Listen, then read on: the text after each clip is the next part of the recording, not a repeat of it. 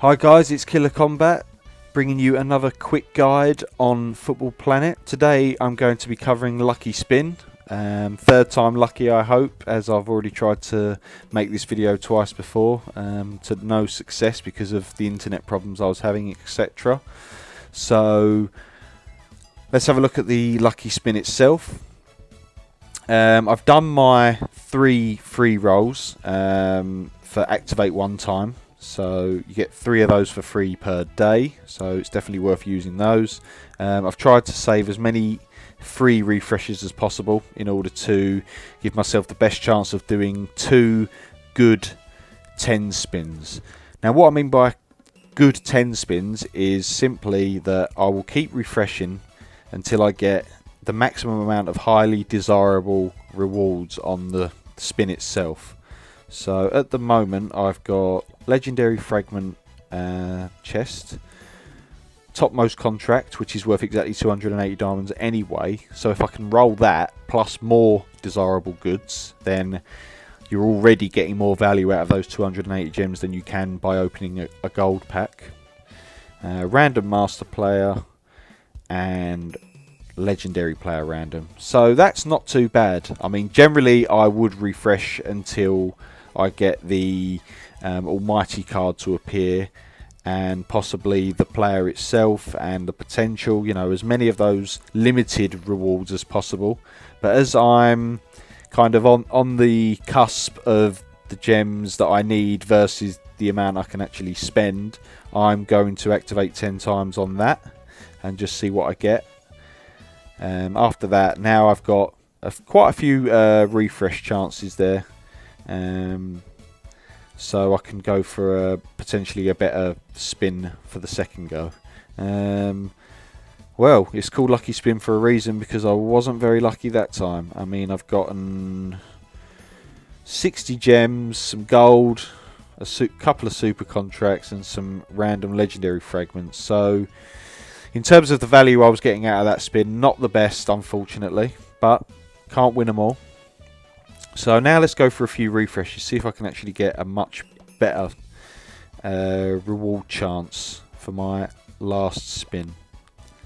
So again, it's given me pretty much the same as what I did for my last roll, so I'm going to keep going.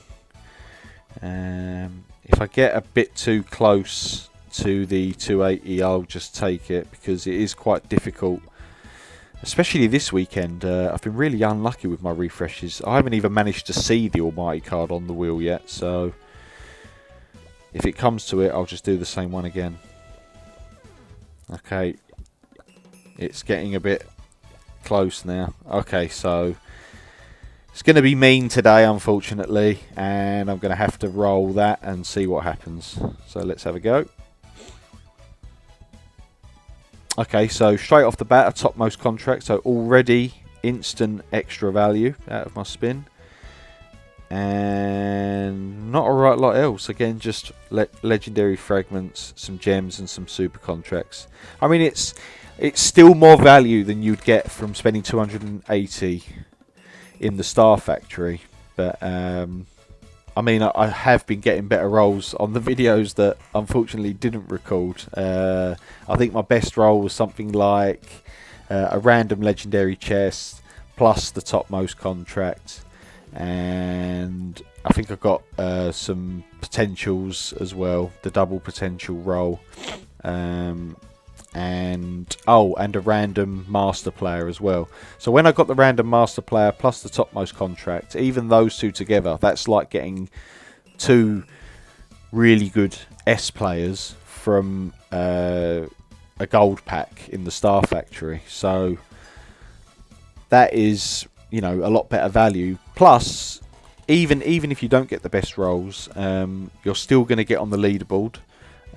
For people who aren't able to spend too many gems on this event, I would definitely suggest that you kind of wait until near the end of the event period to see how many points other players have got, and then kind of decide whether it's worth trying to get that first or second place after the event ends, because for second and first place you get that highly desirable almighty card. So Definitely worth for people with not so many gems, free-to-play players, or people who are, not spending too much money on the game.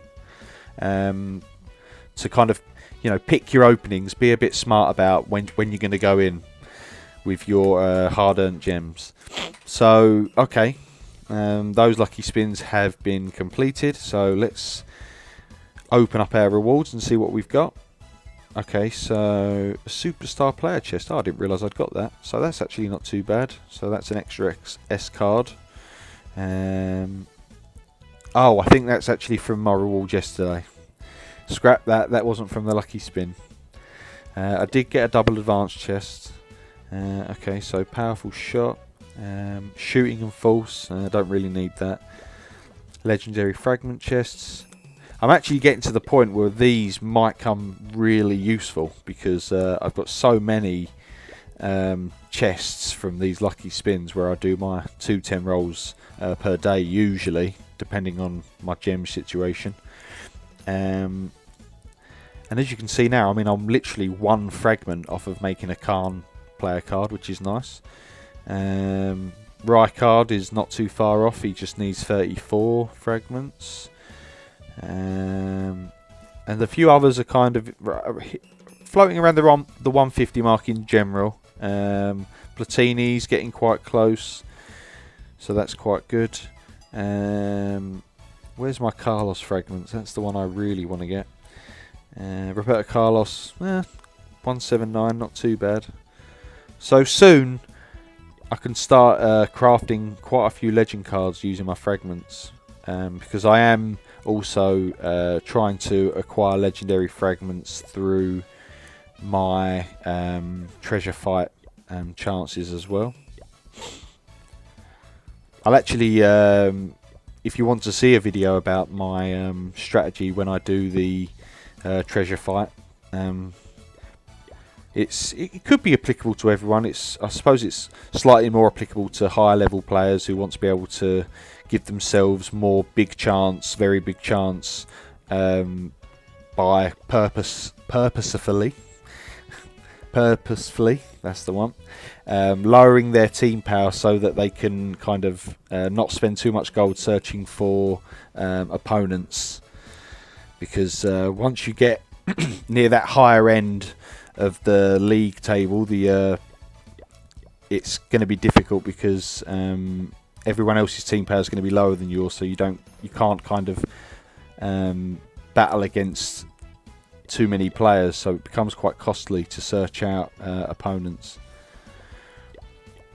So what I do is I swap out a lot of my players and put kind of A cards or whatever I've got lying around into my team and kind of just keep my core strong so that I can still nick a few goals and get the win.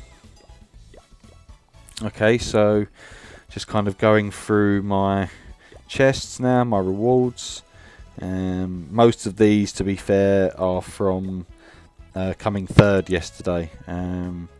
Unfortunately, the lucky spin event ends at 4 AM UK time, so generally I just kind of have to take my goes and then hope for the best in terms of where I place at the end of the event. So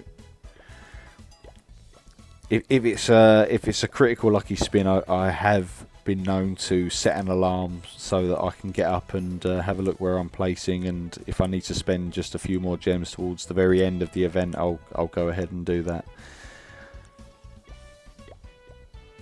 So there we go, all the rewards are getting opened, and that's pretty much it. So kind of just to wrap things up, just to summarise, don't be stingy with the refresh button. I mean, obviously don't go too overkill, because generally it's more beneficial to actually spend the gems on spins themselves rather than refreshes. But if you do have the opportunity to use the refresh in order to get more highly desirable rewards, the limited rewards more specifically, then definitely go ahead and do that before you do your 10 rolls, because the wheel itself won't refresh until the kind of spins that you're paying for are completed. So the wheel will refresh if you do a 1 spin, but then if you do a 10 spin, then it has 10 times to hit those rewards that are on that particular wheel, rather than refreshing, doing a spin, refreshing, doing another spin until it's done 10. So definitely take advantage of those highly desirable rewards when going for a 10 spin. Otherwise it's not really worth doing a 10 spin in my opinion. So it's best to kind of refresh until you get those good rewards on there. So yeah, that's pretty much it for this quick guide. Hope you enjoyed. Hope you guys are getting some good lucky spins, better than what I have today in particular. Leave some comments about your experiences on the lucky spin, if you've had some really lucky rolls, and yeah, let me know what you want to see next, and keep liking and subscribing and tuning in. Thanks for watching. Bye.